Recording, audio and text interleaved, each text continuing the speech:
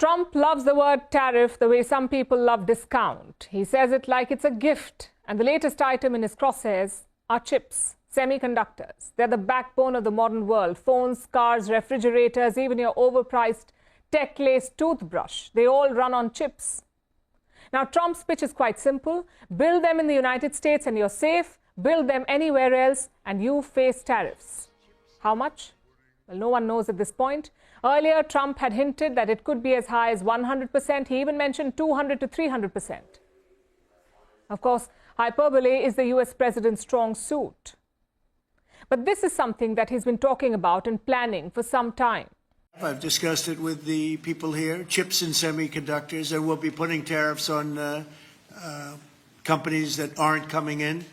We'll be putting a tariff very shortly. You probably are hearing we'll be putting a fairly substantial tariff on, not that high, but fairly substantial tariff, with the understanding that if they come into the country, if they're coming in, building, planning to come in, there will not be a tariff. So Trump is wielding quite a big stick. At the same time, he's dangling a carrot too. Companies that build plants in the US get a free pass. Companies like Apple. CEO Tim Cook has already promised to invest hundreds of billions into US manufacturing, so Apple gets a free pass. Now, of course, this was an important announcement and Trump chose the perfect place to make it. At a huddle with America's big tech. And it was quite the scene. Trump in the middle, Apple CEO Tim Cook on one side, Meta CEO Mark Zuckerberg on the other. Further down, you had Sam Altman of OpenAI and Sergey Brin of Google. It's like the Avengers of Silicon Valley. Except they were all fighting for Trump's approval instead of saving the world. Well, thanks for hosting us. I mean, this is quite a group to get together. And, I think, we don't often get together as the CEOs of the different companies, but it's good to see everyone. I think it's a real incredible inflection point right now in AI, and the fact that your administration is supporting our companies instead of fighting with them. I appreciate that your administration had a constructive dialogue and we were able to get it to some resolution. I would echo what Sergey said. I think the AI moment is one of the most transformative moments any of us have ever seen or will see in our lifetimes. Each CEO took a turn playing hype man. Zuckerberg thanked Trump for quote-unquote setting the tone. Bill Gates praised the major investment climate. Sam Altman gushed about Trump being pro-business.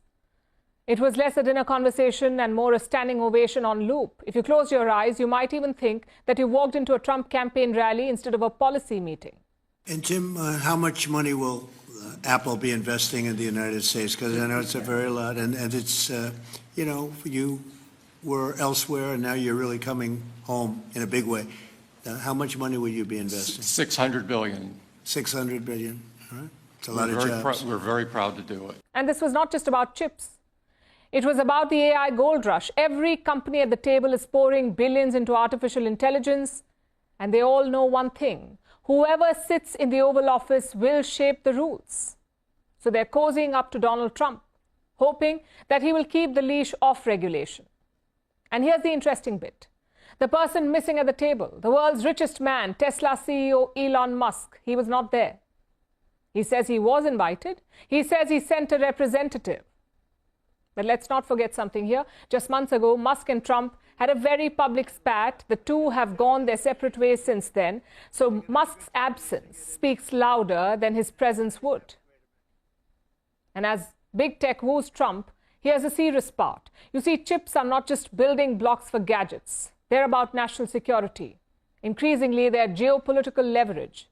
For years, the US has been trying to onshore chip making. TSMC, Samsung, Intel, everyone is pouring billions into US factories. So Trump's threat is less about economics and more about politics. It's about showing that he can strong-arm the world's richest companies into investing in America. And the tech CEOs know it. That is why they showed up, they smiled, and they played along. So strip away the policy talk, and what do you see here? Trump in his favorite role as ringmaster and tech billionaires as his eager acrobats. It's a performance. Everyone knows it. But will Trump actually slap those tariffs? Maybe he will, maybe he won't. His track record on follow-through has been mixed. But one thing is clear, the world's most powerful tech CEOs are treating Donald Trump like the man who holds their future. As for Elon Musk, staying away might have been the smartest play. After all, every circus needs a missing act. First Post now available in 9 languages on YouTube. English, Stands at $36 trillion. French, Le FMI, comme German, Geschäftsführenden Direktor Hindi, $30 trillion ka karjo. Indonesian, Pemerintah tanpa pemeriksaan. Italian, Sekali radikali. Japanese, $4 trilhão. Portuguese, Por causa do próprio balanço patrimonial. Spanish. Beautiful bill. Go to Settings, click on Audio Track and select a language of your choice. Be the first to know what's happening around you in your first language. First Post.